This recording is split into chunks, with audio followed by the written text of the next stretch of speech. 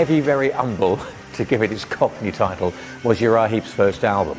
And it was a tentative step, an introduction into the world of a band who had so much to offer and so much potential. Well, some people don't like Very Eavy, Very Umble.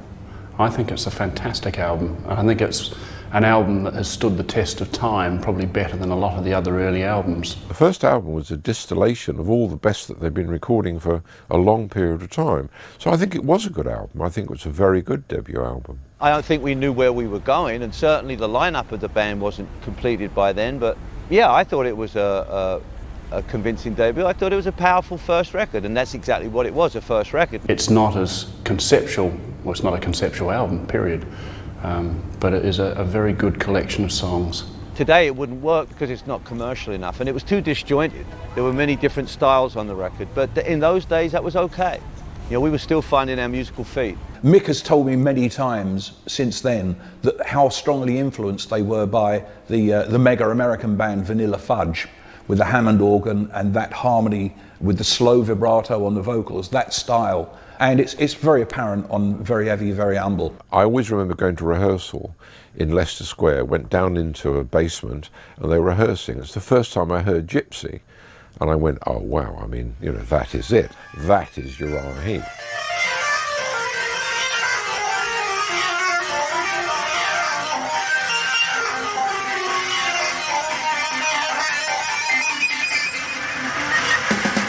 There are two standout tracks on that record. The opening track, Gypsy, which is very gothic, and by gothic I don't mean gothic in the musical sense as we know it today, but very dark and mysterious. And if you read the lyrics are certainly not about being happy-go-lucky or being on the road. They're very distinctive and very different. And it became a underground hit song, and still is on the set list for Uriah Heep as one of the greatest hits they ever had. One day I will go to him, strong enough to fight him with, kind of a man he'll understand.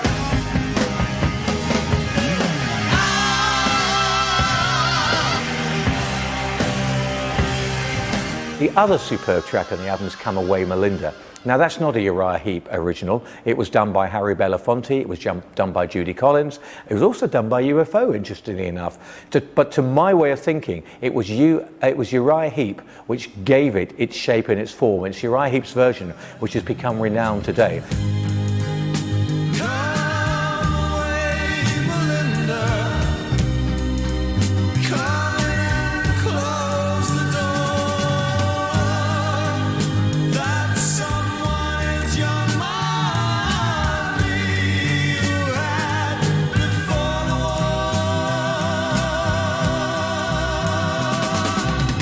There were some very, very clever little timing changes, such as on Real Turned On, but an interesting point to note is that actually there were no Ken Hensley songs on this first album, or certainly none that were credited. I'm sure he had a lot to do with input and ideas, but this is stark contrast to later work by the band, where the friction started to come in because of his dominance in the songwriting department.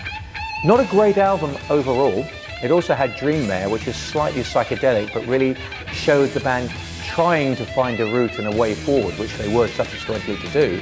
However, it was certainly an intriguing and an interesting introduction, and if you compare it to what was going on, for instance, in the world of Deep Purple, possibly a lot more adventurous.